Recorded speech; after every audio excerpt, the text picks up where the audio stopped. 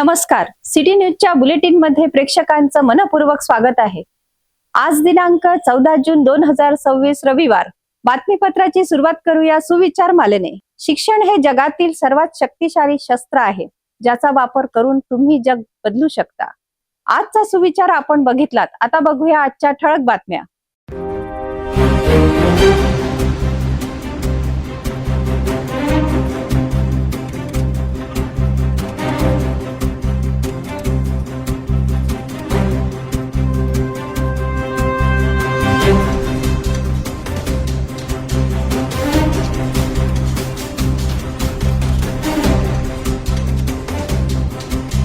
ठळक बातम्या बघितल्यात. आता घेऊया एक छोटासा ब्रेक. शादी और ब्याह की शुरुआत आराधना साड़ी के साथ. Aradhana wholesale shopping mall L2 Bijland complex, Nandgaon Peth, Amravati, Jawahar road, Amravati. Break नंतर बघूया सविस्तर बातम्या. सुरुवातीला एक नजर टाकूया शहरातील गुन्हेगारी क्षेत्रातील घडामोडींवर.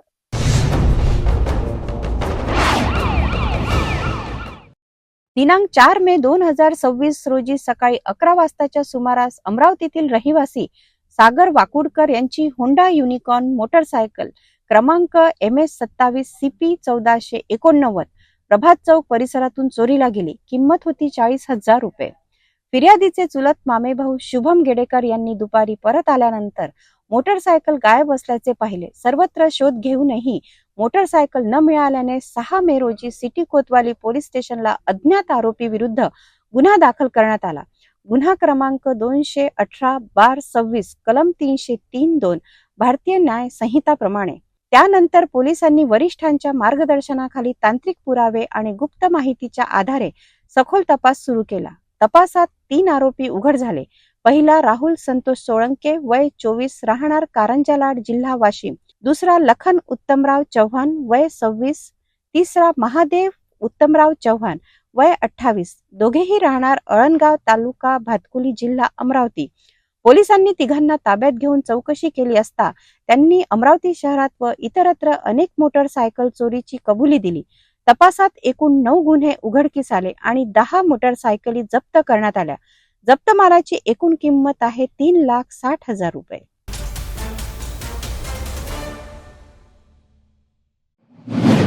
एकीकडे अमरावतीला स्वच्छ आणि सुंदर शहर बनवण्याच्या घोषणा केल्या जात आहेत, तर दुसरीकडे शहरातील अनेक भागांमध्ये कचऱ्याचे ढीग, तुंबलेले नाले आणि दुर्गंधीने नागरिकांचे जीवन त्रस्त झाले आहे. बेलपुरा, हमालपुरा रेल्वे स्टेशन परिसर आणि गोपाल टॉकीज परिसरात स्वच्छतेचा पूर्णपणे बोजवारा उडाल्याचे चित्र समोर आले आहे. लाखो रुपयांचा कर भरणाऱ्या नागरिकांना मात्र घाणीच्या विळख्यातून मार्ग काढावा लागत आहे. सिटी न्यूजच्या कॅमेऱ्यात कैद झालेल्या या धक्कादायक वास्तवाचा हा विशेष अहवाल. अमरावती महानगरपालिकेच्या स्वच्छता व्यवस्थेवर पुन्हा एकदा गंभीर प्रश्न उपस्थित होत आहेत. शहरात वेळेवर साफसफाई होत नसल्याने नागरिकांच्या आरोग्यावर परिणाम होण्याची भीती व्यक्त केली जात आहे. स्वच्छ आणि सुंदर अमरावतीचे स्वप्न दिवसेंदिवस घुसर होताना दिसत आहे. सफाई कंत्राटदाराच्या कर्मचाऱ्यांकडून वारंवार करण्यात येणारी आंदोलने आणि संप यामुळे शहरातील स्वच्छता व्यवस्थेला मोठा फटका बसत आहे.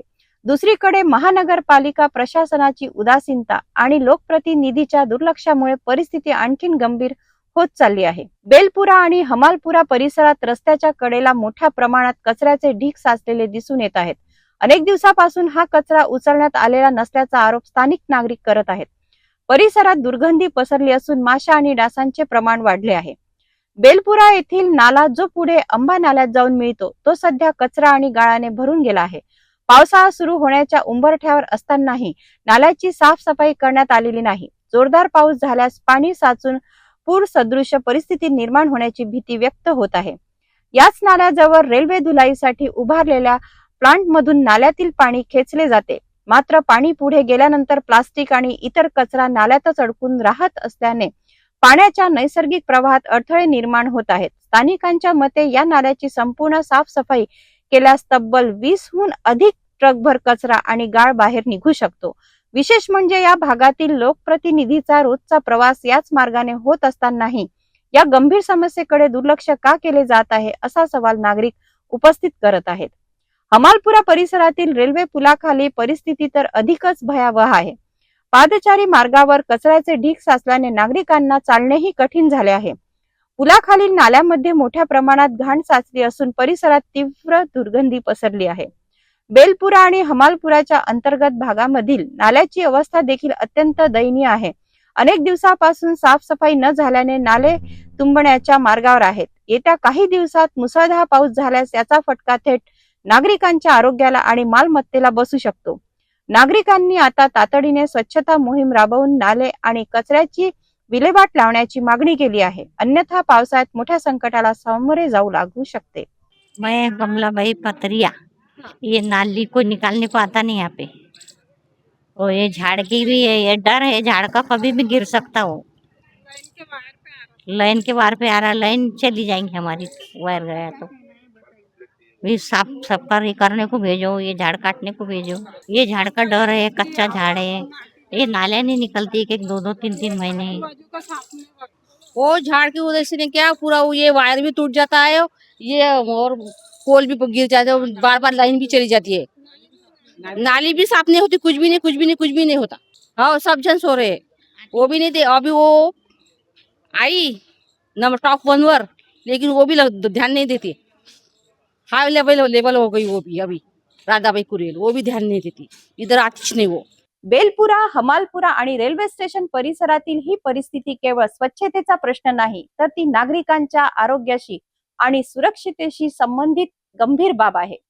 पावसाळ्यापूर्वीच तातडीने उपाययोजना न झाल्यास मोठे नुकसान होण्याची शक्यता नाकारता येत नाही.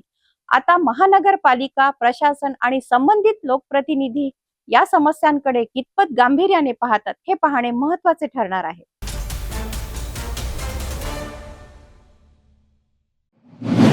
अमरावतीतील जैन समाजाने पुन्हा एकदा शिक्षणाला सर्वोच्च प्राधान्य देत यशस्वी विद्यार्थ्यांच्या सन्मानाचा प्रेरणादायी उपक्रम राबवला आहे. 10वी, 12वी, CA, मेडिकल, इंजिनिअरिंग आणि विविध पदवी अभ्यासक्रमांमध्ये उल्लेखनीय यश संपादन करणाऱ्या 43 विद्यार्थ्यांचा भव्य सत्कार करण्यात आला.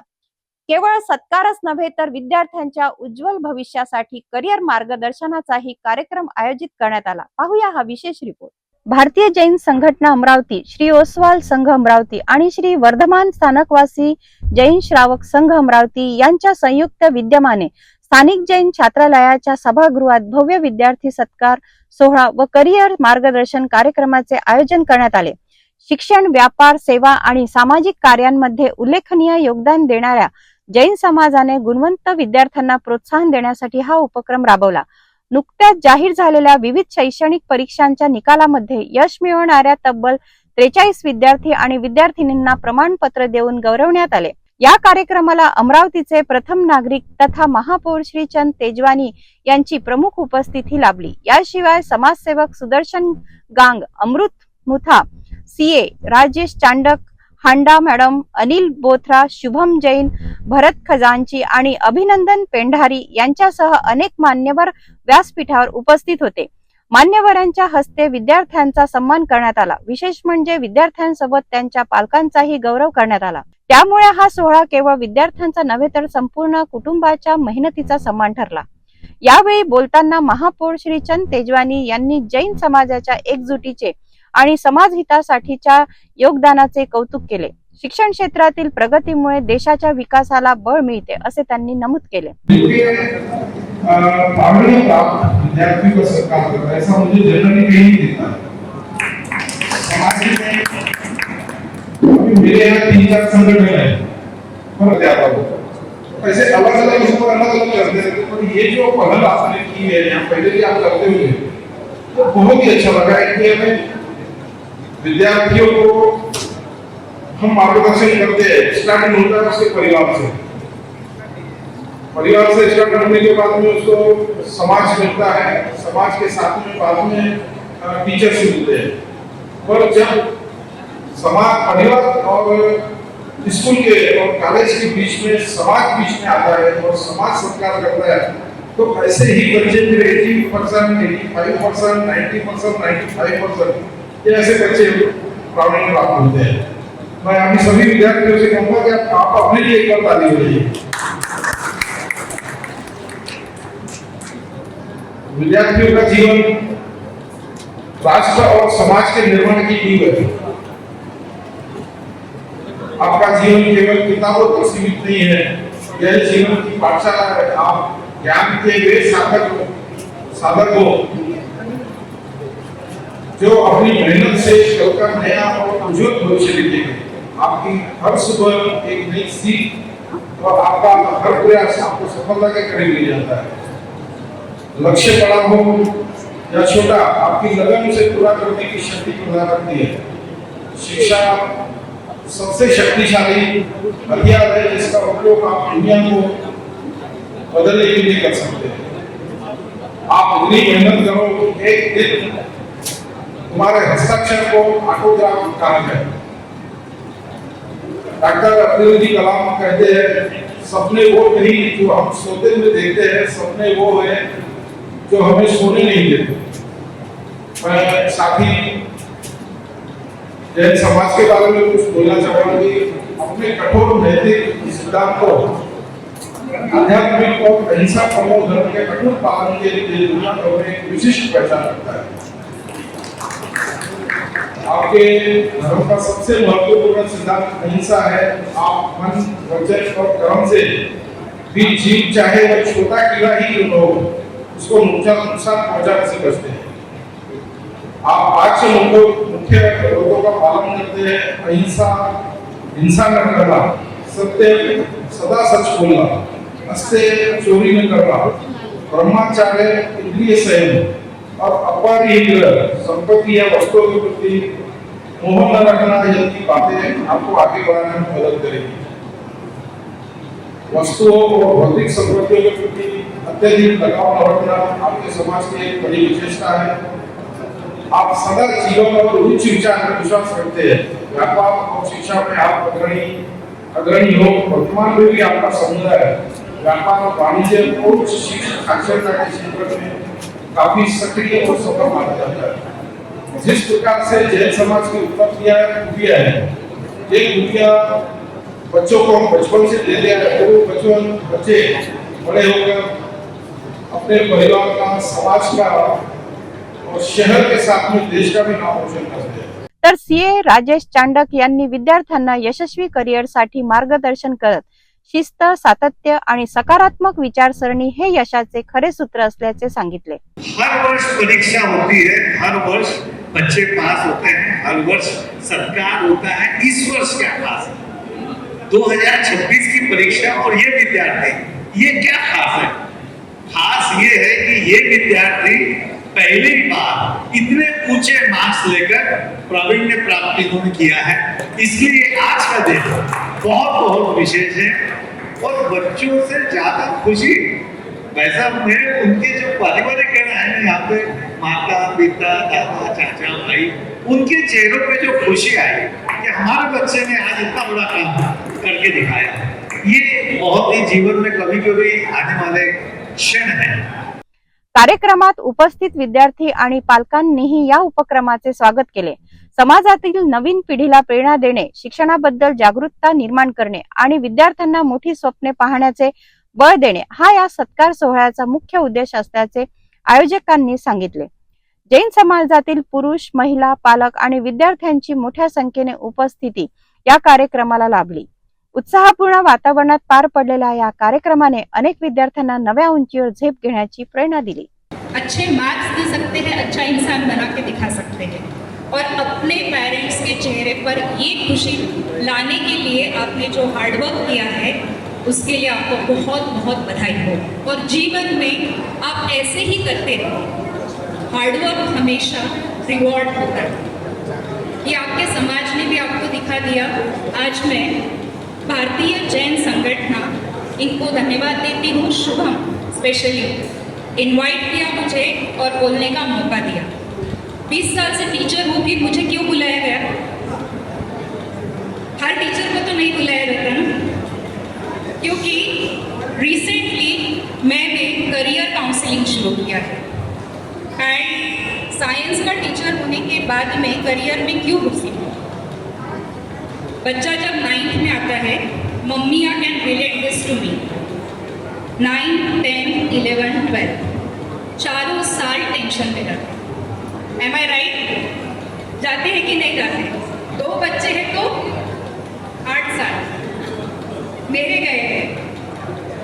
बच्चा होशियार हो, एवरेज हो या पढ़ाई नहीं करता हो तो भी हमारे साथ ये टेंशन में जाते ही है।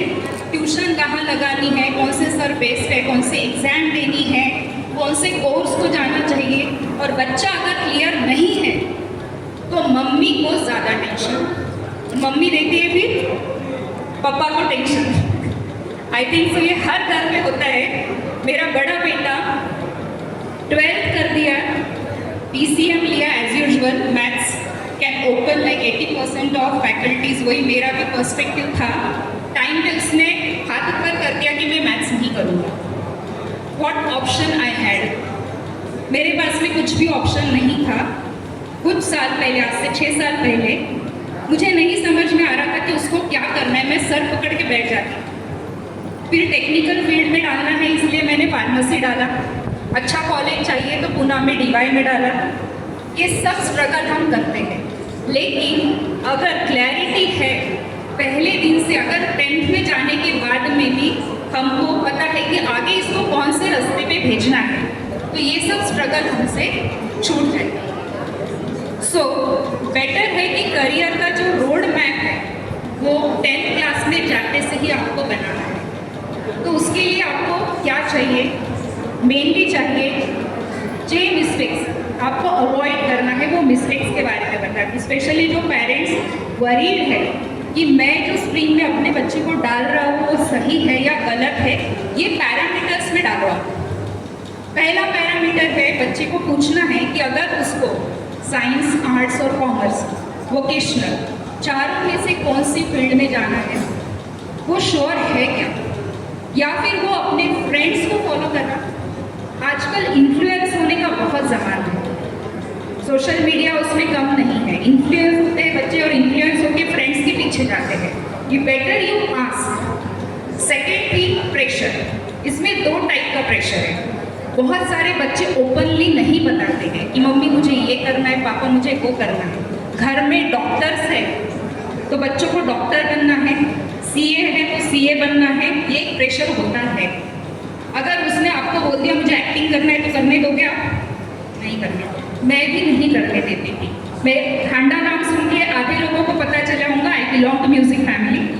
When my son was asking मी कि मुझे म्यूजिक में जाना है, आई वाज स्कैर्ड, नहीं जाना है। क्योंकि एज ए टीचर भी मुझे पता था कि वो नहीं है, उसके पास में वो क्वालिटीज़ नहीं है, और एज अ मदर भी मुझे पता था कि उसके पास में क्वालिटीज़ नहीं है। So I help him to go in some another field. Now he is settle in Australia. Now he is doing some clinical research. Others are saying me well done, बहुत अच्छा KIA आपने, मुझे नहीं मालूम था, मैं अच्छा कर रही हूँ। गुणवंतांचा सन्मान आणि भविष्यासाठी योग्य दिशा देणारे मार्गदर्शन, अशा उपक्रमांमुळे विद्यार्थ्यांचा आत्मविश्वास वाढतो आणि समाजात शिक्षणाबाबत सकारात्मक वातावरण निर्माण होते। अमरावतीतील जैन समाजाचा हा उपक्रम इतरांसाठी प्रेरणादायी ठरत आहे।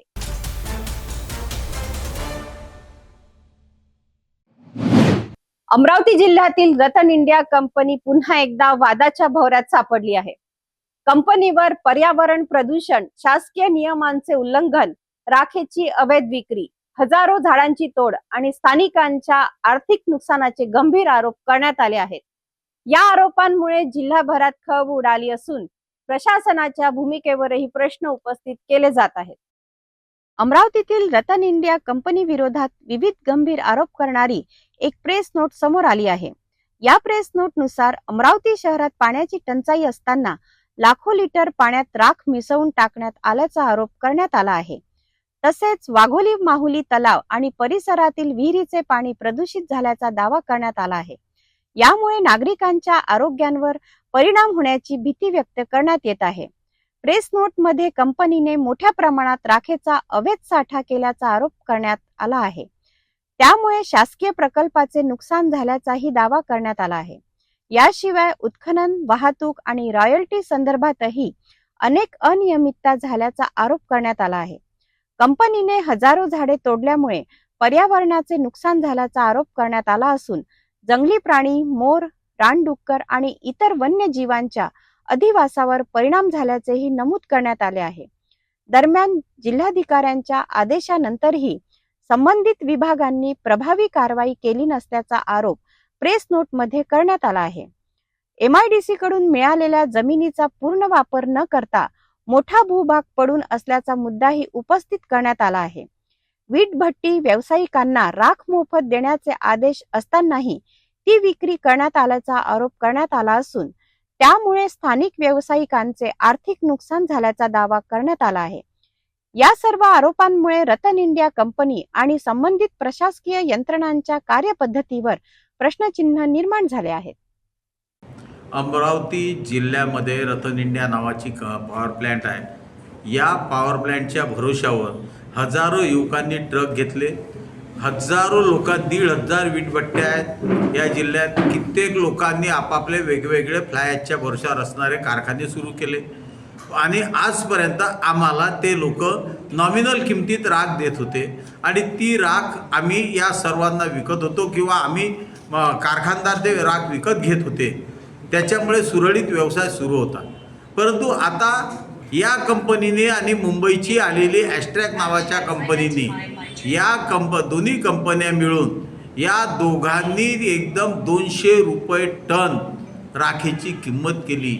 म्हणजे जे वीट 8 रुपयाचे आम्ही विकतो ते आता 30-40 रुपयात विकायला लागणार आहे. आणि हे बाहेरच्या जिल्ह्यातून इथं जर 8 रुपयात वीट येत असेल तर आमच्या धंद्याचं काय. आणि परिस्थिती आज आमच्यावर अशी आली की आता जर आम्ही हा धंदा केला नाही तर आमच्यातले कित्येक पोरीचे ट्रक जप्त होतील, कित्येकचे कारखाने जप्त होतील, कित्येकच्या लोनच्या भरोशावर आम्हाला आत्महत्या करायची वेळ आली. आणि म्हणून आम्ही आता 1 महिन्यापासून राख उचलणं बंद आहे. आता कित्येक लोकांचे ट्रक जप्त होतील, परंतु कोणत्या सरकारले इच्छा पॉलिटिशियनले कोणाला जाग घेऊन नाही राहिली. कंपनी तर कोणाच्या बापाचा ऐकून नाही राहिली आहे. आणि त्या कंपनीची आम्ही राख उचलायला तयार असल्यावरही आम्हाला राख न देता ती लाखो करोडो टन राख हे तिथं तलावात जमा करून राहिले आहे आणि ते जमा करून नंतर हे विकणार आहेत.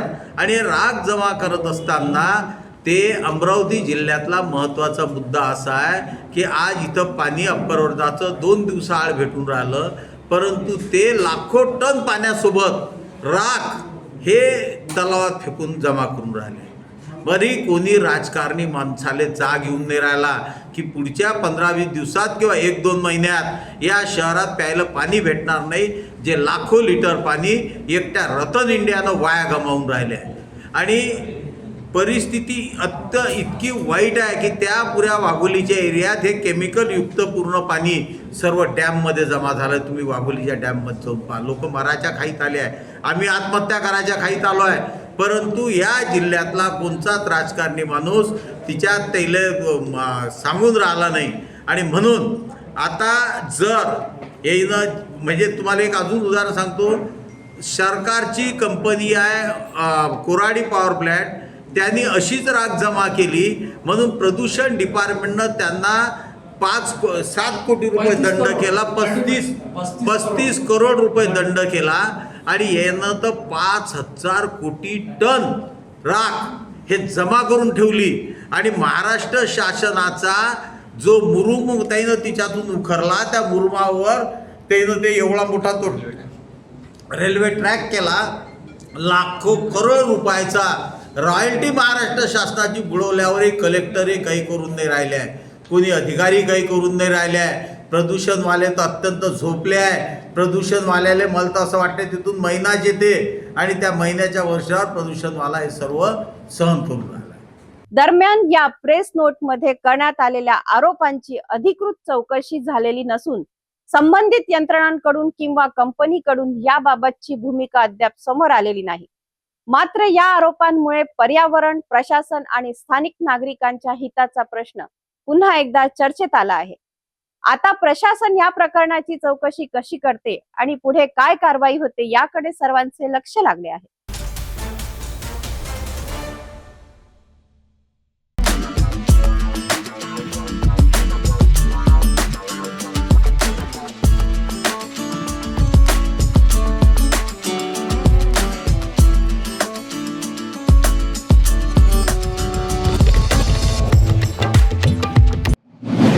अमरावती जिल्ह्यातील धारणी येथे पोलिसांनी मोठी कारवाई करत गोवंश कत्तल आणि मांस विक्रीच्या अवैध रॅकेटचा पर्दाफाश केला आहे. कुरेशी मोहल्ल्यात टाकलेल्या धाडीत तब्बल 190 किलो गौवंशाचे मांस, कतलीसाठी वापरण्यात येणारे साहित्य आणि वाहन जप्त करण्यात आले आहे.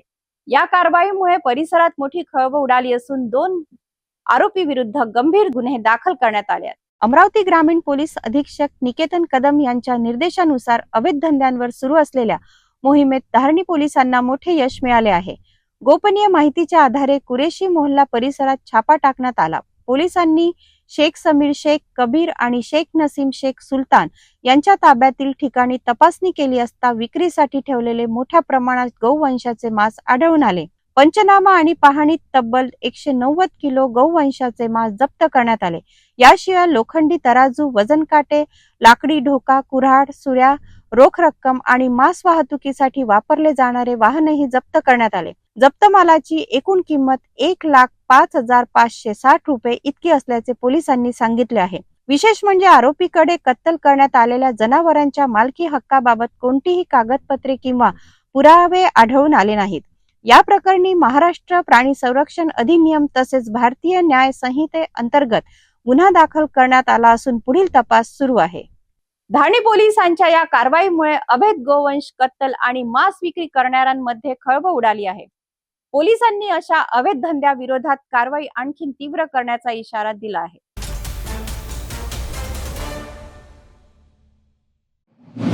धारणी शहर आणि संपूर्ण तालुक्यात महावितरणाच्या कथित भोंगळ कारभारामुळे नागरिकांचे जीवन अक्षरशः विस्कळीत झाले आहे.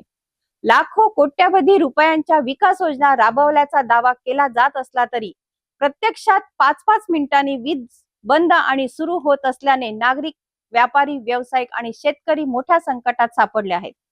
इलेक्ट्रॉनिक उपकरणाचे नुकसान, व्यवहारावर परिणाम आणि दैनंदिन जीवनात अडथळे निर्माण होत असल्याने संतापाची लाट उसळली आहे. आता काँग्रेस आणि युवा स्वाभिमान संघटनेने महावितरण विरोधात आंदोलनाचा इशारा दिला असून उपोषणाचा इशाराही देण्यात आला आहे. इसके माध्यम से मैं आपके चैनल के माध्यम से ये बताना चाहूँगा कि आज हमारे महावितरण कंपनी के अंदर करोड़ों रुपए आए हैं. करोड़ों रुपए आने के बाद में इन्होंने कुछ काम भी किए हैं. उसके बावजूद भी आज हमारे धारणी के 5-5 मिनट में लाइन जा रही है और लाइन जाने की वजह से हमारे जनता को किसी का फ्रिज जल गया, तो किसी की टीवी उड़ गई, तो किसी का कोई नुकसान हो गया. तो इसका नुकसान की भरपाई एमएससीबी देने वाली है क्या? दूसरा विषय ऐसा है कि अगर ये करोड़ों रुपए आकर अगर यहाँ पे इन्होंने काम किए हैं तो वो काम कहाँ है? आज इस प्रकार से अगर काम होने के बाद में भी जो हमको परेशानी भोगना पड़ रहा, और जो परेशानी के हम जो आज ये हो रहा है, क्योंकि रात में लाइन जा रही है, 5 मिनट आती है, फिर लाइन जा रही है, 5 मिनट जाती है, फिर आ रही है. आने जाने की वजह से कई लोगों का बहुत सारा नुकसान हुआ है और ये नुकसान भरपाई एमएससीबी ने देना चाहिए. और ये अगर नहीं देंगे तो मैं दुर्योधन जावरकर आपके चैनल के माध्यम से बताना चाहूँगा कि मैं उपोषण करने वाला हूँ, अन्य त्याग, ये भी एमएससीबी के सामने. लाइन कंटिन्यूस पूरे सत्र भर से जा रही है. इसके ऊपर आमदार साहब ने आम सभा भी लिए. जब भी एमएससीबी वाले से बात हुई, तहसीलदार साहब, एसडीओ साहब ने भी उनको बताया कि लाइन की कटौती ना करे, लेकिन ये लोगों ने इतना अतिपना कर दिया है मेलघाट में कि आज हमारे काश्तकार भाई परेशान तो हुए, लेकिन आम जनता भी इनसे ज़्यादा परेशान हो गई. आज घरेलू कूलर की ज़रूरत थी, बच्चों की एग्ज़ाम के टाइम पे भी लाइन बंद हुई. आज टीवी, फ्रिज ऐसे कहीं शॉर्ट हुए हैं वोल्टेज कम ज़्यादा होने से. आज मेलघाट में करोड़ों रुपए का काम हुआ है लाइन का. उसके बावजूद भी अगर हमको लाइन नहीं मिल सकती बराबर, तो ये ऐसे भ्रष्टाचारी जो एमएससीबी के डिपार्टमेंट और ठेकेदार लोगों का कहीं ना कहीं हमें आप हमारे स्टाइल में समझाना पड़ेगा, क्योंकि आज तक इनको निवेदन और हमारे कोई भी जनता की मांग, अपेक्षा ये पूरा नहीं कर पा रहे. तो मेरे हिसाब से आप मुझे जनता को ही लेके, हमारे किसान भाई और आम नागरिक को लेके ये एमएससीबी में बहुत बड़ा आंदोलन छेड़ने की ज़रूरत है. और मैं जल्दी छेड़ूंगा, क्योंकि ने ये ज़्यादा गलती नहीं करने को ना, और इसमें जल्दी से जल्दी सुधार ला देने को ना, नहीं तो हमारा अंत ना देखे. धारणी आणि मेळघाट परिसरात वारंवार खंडित होणाऱ्या वीज पुरवठ्यामुळे नागरिकांचा संयम संपत चालला आहे. लाखो रुपयांच्या योजना असूनही समस्या कायम असल्याचा आरोप होत असताना आता आंदोलनाची ठिणगी पडली आहे. महावितरण प्रशासन या गंभीर समस्येवर किती लवकर उपाययोजना करतात हे पाहणे आता महत्त्वाचे ठरणार आहे.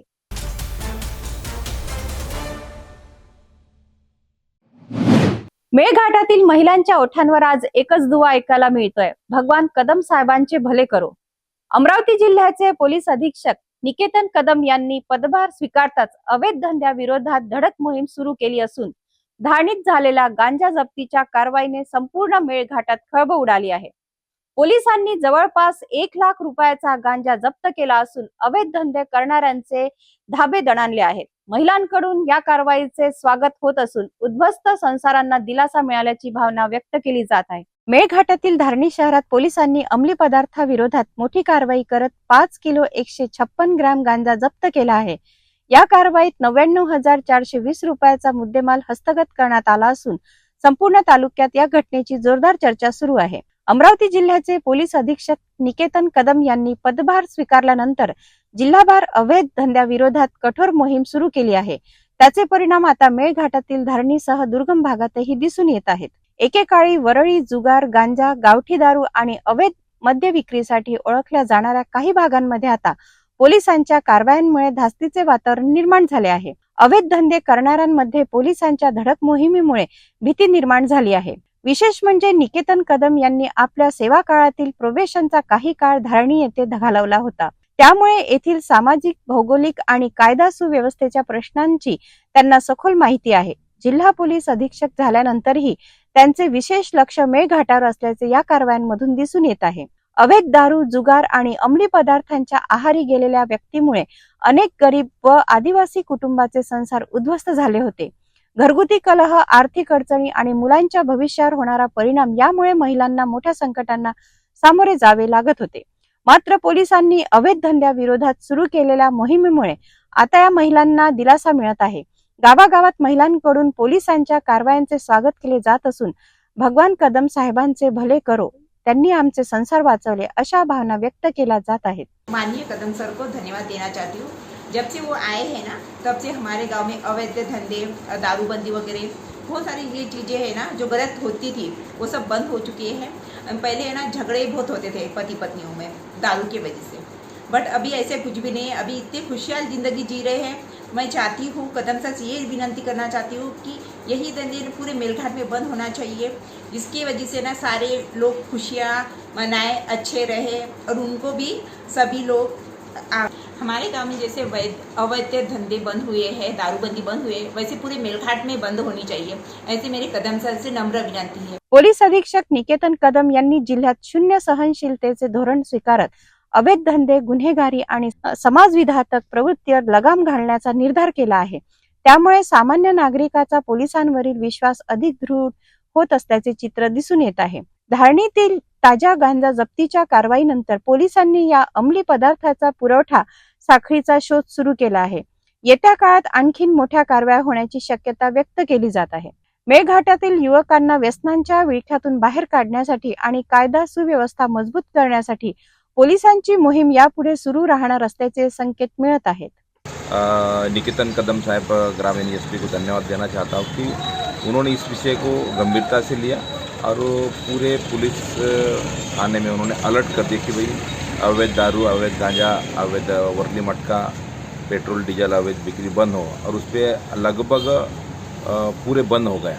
तो इसलिए मैं उनको धन्यवाद भी देता हूँ. धारणीतील गांजा जप्तीच्या कारवाईने केवळ अवैध धंदे करणाऱ्यांनाच धक्का बसलेला नाही, तर अनेक कुटुंबियांना नव्याने जगण्याची आशाही मिळाली आहे. पोलिसांच्या या धडक मोहिमेमुळे मेळघाटात सकारात्मक बदल घडत असल्याची भावना नागरिक व्यक्त करत आहेत. आगामी काळात या कारवायांचा वेग आणखीन वाढतो का, याकडे संपूर्ण जिल्ह्याचे लक्ष लागले आहे.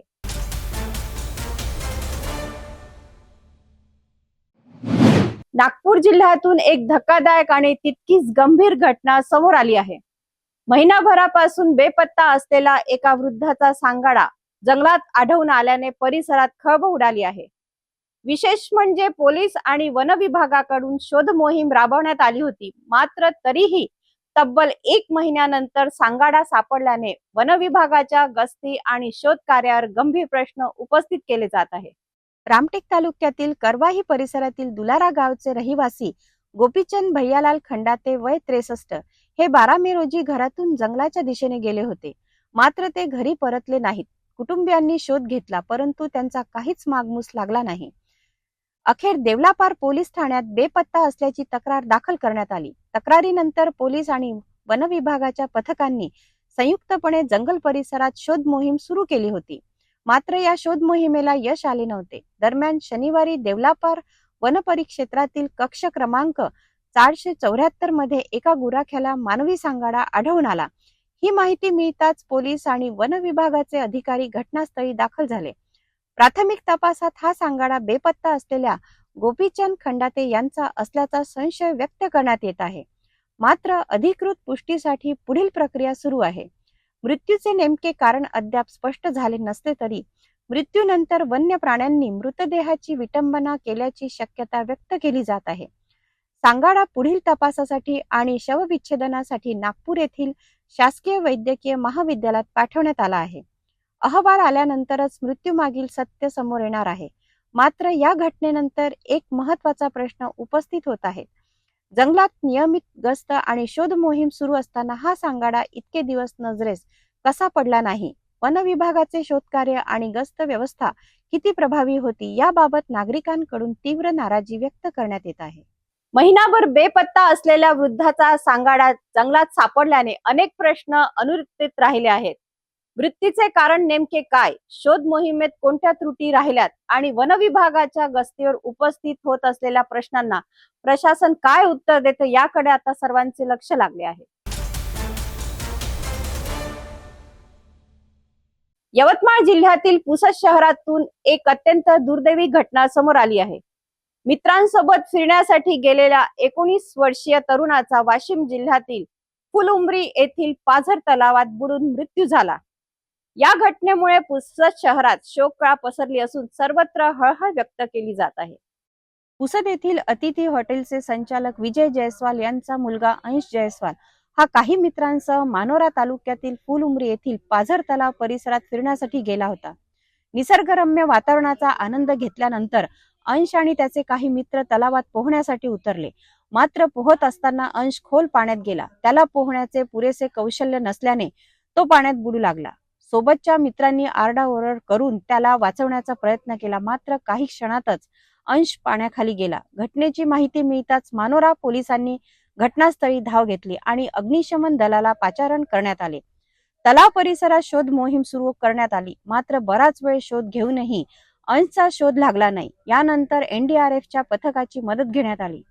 पथकाने तलावात सखोल शोध मोहीम राबवली. अखेर दुपारी सुमारे 2:30 वाजताच्या सुमारास अथक प्रयत्नानंतर अंश जयस्वाल याचा मृतदेह बाहेर काढण्यात आला. पोलिसांनी पंचनामा करून मृतदेह उत्तरीय तपासणीसाठी वाशिम येथील शासकीय रुग्णालयात पाठवला आहे. पुसदमधील प्रतिष्ठित हॉटेल व्यावसायिक विजय जयस्वाल यांच्या एकुलत्या एक मुलाचा झालेला हा दुर्दैवी मृत्यू संपूर्ण शहराला चटका लावून गेला. या घटनेनंतर तलाव, नदी आणि धरण परिसरात पोहताना विशेष काळजी घेण्याची गरज पुन्हा एकदा अधोरेखित झाली आहे. फुलउमरी येथील पाझर तलावात घडलेल्या या दुर्दैवी घटनेमुळे पुसद शहरात शोककळा पसरली आहे. एका उमद्या तरुणाचा अकाली मृत्यू झाल्याने सर्वत्र हळहळ व्यक्त केली जात आहे. जयस्वाल कुटुंबाच्या दुःखात संपूर्ण शहर सहभागी झाले आहे. या प्रकरणातील पुढील घडामोडीवर आमचे लक्ष राहणार आहे.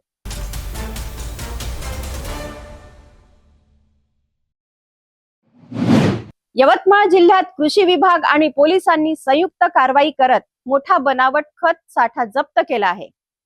MIDC परिसरातील एका कारखान्यावर टाकलेल्या धाडीत तब्बल 24 लाख रुपये किमतीचे 107 मेट्रिक टन संशयित खत जप्त करण्यात आले आहे. या कारवाईमुळे कृषी क्षेत्रात एकच खळबळ उडाली आहे. पाहूया हा सविस्तर रिपोर्ट. यवतमाळ MIDC परिसरातील एका कारखान्यावर कृषी विभाग आणि पोलिसांनी संयुक्त धाड टाकली. या कारवाई दरम्यान पोटॅश आणि इतर संशयित बनावट खतांचा मोठा साठा आढळून आला. पोलिसांनी दिलेल्या माहितीनुसार जप्त करण्यात आलेल्या खतसाठ्याची किंमत सुमारे 24 लाख रुपये असून एकूण 107 मेट्रिक टन खत जप्त करण्यात आले आहे. हे खत 50 किलोच्या पिशव्यांमध्ये भरून बाजारात विक्रीसाठी तयार करण्यात आले होते. भूमिधन आणि कृषी उद्योग या नावाने माती मिश्रित खताची विक्री केली जात असल्याचा प्राथमिक आरोप तपास यंत्रणांनी नोंदवला आहे. कारवाईनंतर संबंधित साठा जप्त करण्यात आला असून या प्रकरणी तिघांविरोधात गुन्हा दाखल करण्यात आला आहे. जप्त केलेल्या खताचे नमुने पुढील तपासणीसाठी प्रयोगशाळेत पाठवण्यात आले आहेत. तपास अहवालानंतर या खताची गुणवत्ता आणि त्यामध्ये कोणते घटक आहेत याबाबत अधिक माहिती समोर येणार आहे. दरम्यान बनावट किंवा निकृष्ट खताचा वापर शेतकऱ्यांच्या उत्पादनावर परिणाम करू शकतो. त्यामुळे अशा प्रकारच्या कारवायांना विशेष महत्त्व प्राप्त झाले आहे. या संपूर्ण प्रकरणाचा पुढील तपास लोहारा पोलीस ठाण्याकडून करण्यात येत आहे. यवतमाळमध्ये उघडकीस आलेल्या या मोठ्या बनावट खत प्रकरणामुळे शेतकरी आणि कृषी क्षेत्रात चिंता व्यक्त केली जात आहे. प्रयोगशाळेचा अहवाल आल्यानंतर या प्रकरणातील अनेक बाबी स्पष्ट होण्याची शक्यता आहे. दरम्यान दोषींवर कठोर कारवाईची मागणी होत आहे.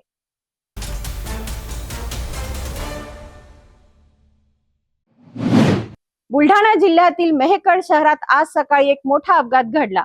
जानेफळ रोडवरील महिला महाविद्यालयाजवळ असलेल्या गतिरोधकावर ट्रॅव्हल्स बस आणि ट्रक यांच्यात जोरदार धडक झाली.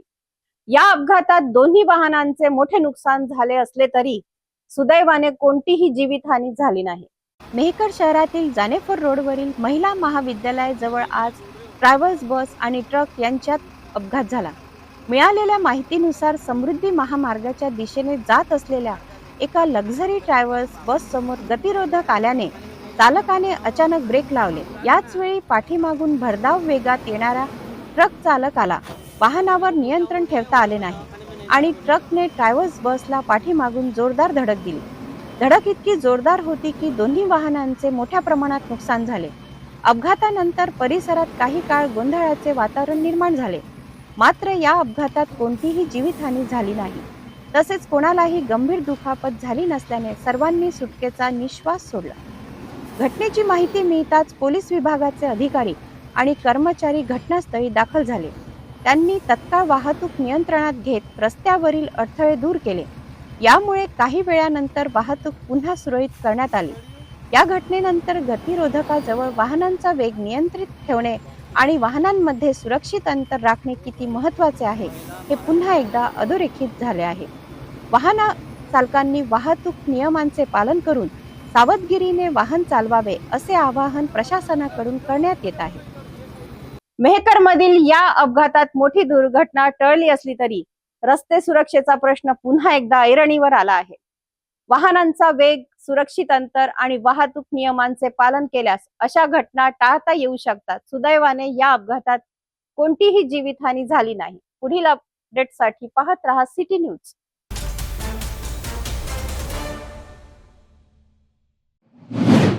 वाशिम जिल्ह्यातील मालेगाव तालुक्यातील तिवळी गावातून एक हृदय पिळवून टाकणारी आणि अनेक प्रश्न निर्माण करणारी घटना समोर आली आहे. एका कुटुंबातील 4 जणांचा संशयास्पद मृत्यू झाल्याने संपूर्ण परिसर हादरला आहे. प्राथमिक माहितीनुसार संतोष बकाल यांनी आपल्या 2 चिमुकल्या मुलांना विहिरीत टाकल्यानंतर स्वतः गळफास घेऊन आत्महत्या केल्याची चर्चा समोर आली आहे. मात्र ही घटना आत्महत्या आहे की त्यामागे घातपाताचा कट आहे याचा तपास आता पोलिसांकडून केला जात आहे. विशेष म्हणजे मृत महिलेच्या भावाने या प्रकरणात गंभीर आरोप करत हा घातपात असल्याचा दावा केला आहे. धमक्यांच्या रेकॉर्डिंग पासून ते पूर्वीच्या पोलीस तक्रारीपर्यंत अनेक बाबी त्यांनी समोर आणल्या आहेत. त्यामुळे या प्रकरणाचा आता वेगळे वळण मिळाले आहे. वाशिम जिल्ह्यातील मालेगाव तालुक्यातील तिवळी गावात घडलेल्या या दुर्दैवी घटनेमुळे संपूर्ण परिसरात शोककळा पसरली आहे. प्राथमिक माहितीनुसार संतोष तुकाराम बकाल वय 35 वर्ष, त्यांची पत्नी इंद्राणी बकाल, मुलगी जान्हवी आणि मुलगा सोहम या 4घांचा मृत्यू झाला आहे. घटनास्थळावरील परिस्थिती आणि प्राथमिक माहितीच्या आधारे संतोष बकाल यांनी 2 चिमुकल्या मुलांना विहिरीत टाकल्यानंतर स्वतः गळफास घेतल्याची शक्यता व्यक्त केली जात आहे. मात्र या घटनेमागचे खरे कारण अद्याप समोर आलेले नाही. दरम्यान मृत इंद्रायणी बकाल यांचे भाऊ सुधाकर इंगोले यांनी या प्रकरणात गंभीर आरोप केले आहेत. त्यांच्या म्हणण्यानुसार संतोष बकाल यांना त्यांच्या सख्या भावाकडून वारंवार जीवे मारण्याच्या धमक्या दिल्या जात होत्या. या धमक्यांचे ध्वनिमुद्रण आपल्याकडे उपलब्ध असल्याचा दावा सुधाकर इंगोले यांनी केला आहे. तसेच यापूर्वी अनेक वेळा पोलिसांकडे तक्रारही देण्यात आल्याचे त्यांनी सांगितले आहे.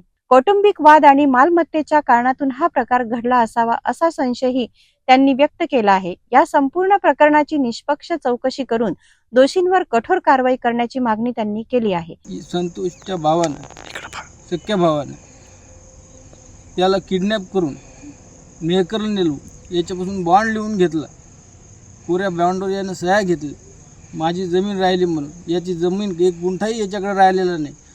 15 वर्ष झाले हा पाहुणा, माझा बहीण आणि माझी भाऊजी हे जमीन वाहत होते.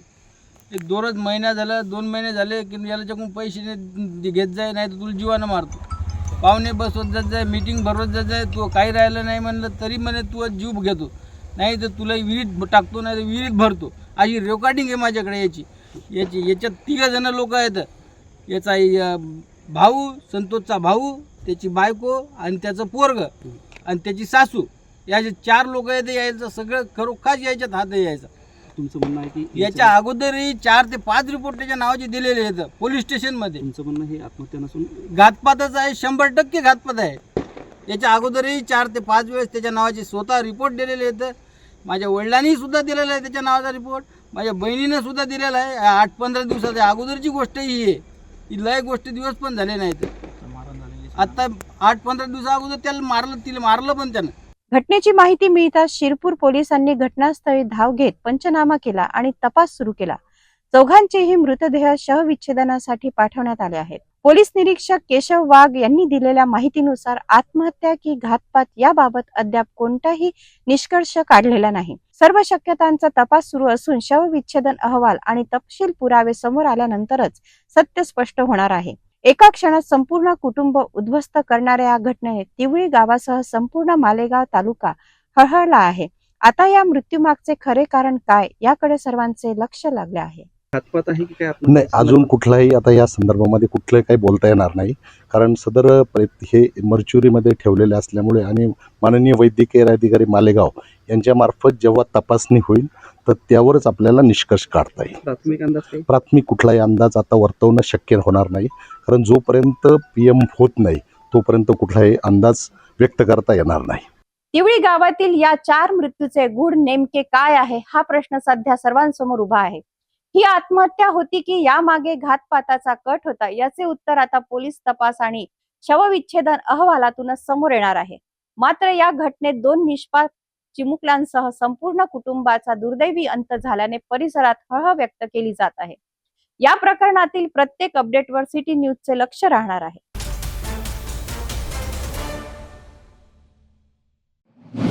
वाशिम जिल्ह्यातील कारंजा लाड तालुक्यातील धनज बुद्रुक ग्रामपंचायतीत कथित गैरव्यवहाराचे गंभीर आरोप समोर आले आहेत.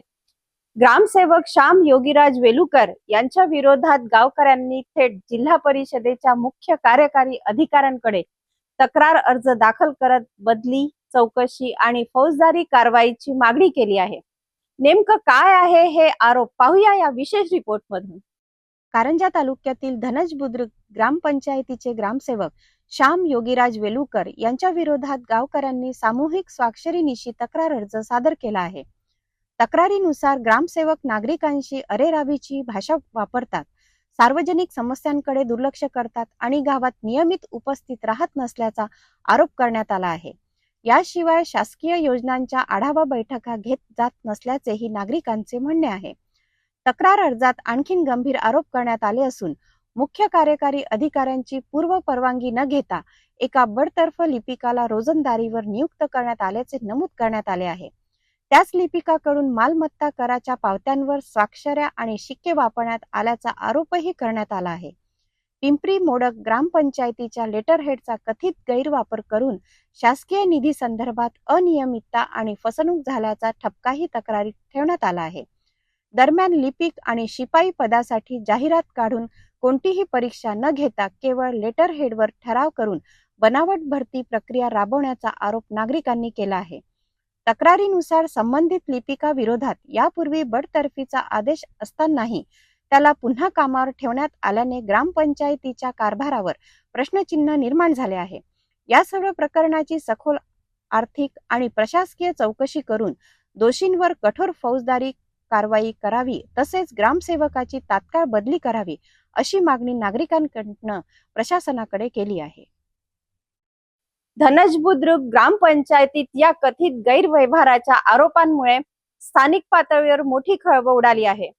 आता जिल्हा परिषद वाशिमचे मुख्य कार्यकारी अधिकारी आणि कारंजा पंचायत समितीचे गट विकास अधिकारी या तक्रारीची कितपत दखल घेतात आणि चौकशीचे कोणते आदेश देतात याकडे संपूर्ण तालुक्याचे लक्ष लागले आहे. जाता जाता पुन्हा एकदा आजच्या ठळक बातम्या.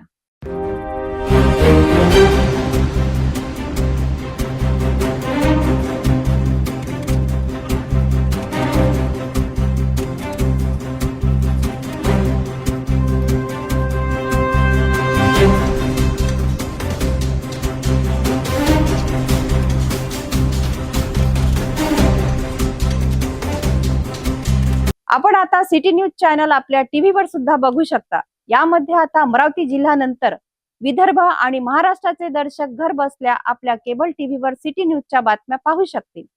यात आम्ही लवकरच आपल्यापर्यंत पोहोचणार आहोत. जर आपल्या टीव्हीवर सिटी न्यूज चॅनल दिसत नसेल तर आपण आपल्या केबल ऑपरेटरशी संपर्क साधावा. आपण सिटी न्यूज केबलच्या व्यतिरिक्त YouTube, फेसबुक, इंस्टाग्राम आणि ट्विटरवर सुद्धा बघू शकता. याकरिता सोशल मीडिया अकाउंट सबस्क्राईब करा, फॉलो करा, लाईक करा. YouTube अकाउंट सबस्क्राईब करण्याकरिता सबस्क्राईब बटनला क्लिक करा आणि बेल आयकॉन दाबायला विसरू नका, कारण सर्वात आधी समाचार आपल्यापर्यंत पोहोचणार आहेत. तसेच सिटी न्यूजचे फेसबुक पेज लाईक करा, इंस्टाग्राम आणि ट्विटर हँडल फॉलो करा.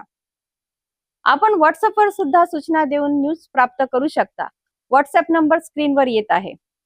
हे बातमीपत्र एवढ्यावरच थांबूया. पुन्हा भेटूया नवीन घडामोडींसोबत. नमस्कार. हर खबर पर पैनी नजर, हर मुद्दे पर सटीक वार, यही है सिटी न्यूज की पहचान. जहाँ सच्चाई की आवाज दबाई जाती है वहाँ सिटी न्यूज उठाता है सवाल. हर स्क्रीन पर, हर प्लेटफॉर्म पर हमारी मौजूदगी बोलती है. सिटी न्यूज हमेशा सच के साथ.